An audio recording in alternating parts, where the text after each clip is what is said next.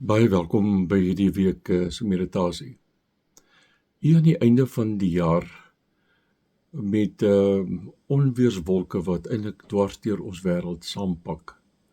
Op alle fronte, internasionaal, maar ook plaaslik lewe ons in baie kommervolle tye.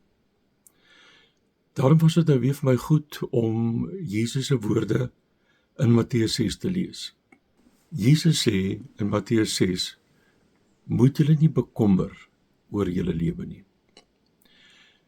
Die bergrede is Jesus se beskrywing van 'n radikale nuwe manier van lewe, nou hier in die koninkryk, wat iets vir ons wil weergee van 'n nuwe soort menswees, wat moontlik is, wat Jesus gekom het om ons te verlos en 'n nuwe vryheid te lewe. In hierdie woorde, moet julle nie bekommer nie, was my eerste indrukke hele paar jaar terug, dat dit eintlik onrealisties is. Dat dit bekommernis is eintlik belangrik vir 'n mens, want dit gee 'n bietjie vir mens petrol in die tank. As jy jou nie bekommer nie, kan jy maklik lui wees en agteroor sit. Bekommernis gee eintlik vir jou krag, het ek aanvanklik gedink. So die woorde van Jesus was vir my onrealisties. Hoe meer ek hieroor nagedink het oor die jare, ervaar ek dat Jesus se woorde ontsluit 'n nuwe manier van lewe.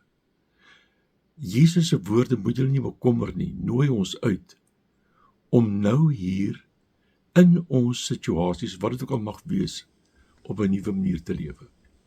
In sy verduideliking hoekom ons nie moet bekommer nie, wys Jesus vir ons twee voorbeelde. Die voorbeeld van die lelies en van die voëls. En sê dan dat hulle werk nie. Hulle doen, dit lyk asof hy bedoel, maar hulle doen eintlik niks nie. Is bekommernis vergelykbaar om te sê, maar Jesus nooi ons uit om eintlik 'n lui lekker lewe op een van die strande in Hawaii te geniet en eintlik agteroor te sit. Kennelik nie. Sy woorde, moet julle nie bekommer nie, en sy verwysing na die veldlelies en na die voëls is om ons daarop te wys dat die voëls doen nie mensewerk nie. Dit is 'n voorbeeld hier. Die lelies doen nie menswerk nie. Hulle is aktief, hulle is besig, maar hulle doen nie mense se werk nie. Mense is bedoel om mense se werk op te doen. So moenie bekommer nie, is nie 'n uitnodiging om agteroor te sit en niks te doen nie. Nee, dit is om aktief besig te wees, maar sonder krampagtigheid. Om jou nie te bekommer nie, is om vandag te leer lewe. Nie te bekommer oor wat gister te gebeur het nie, maar te leer uit gister, en nie gepreokkupeerd te wees oor môre nie.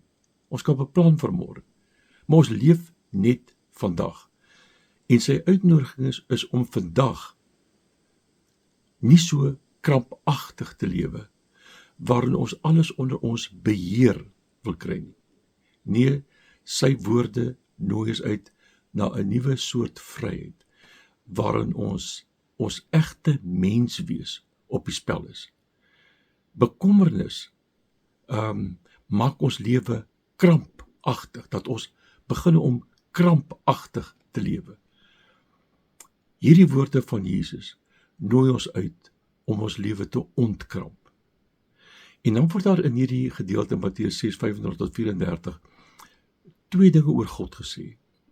Die uitnodiging na 'n kommervrye lewe is 'n lewe om te lewe onder die sorg van God. Is om God se sorg te vertrou. Dit is wat my lewe ontkramp. So dit beteken nie dat ek niks doen nie.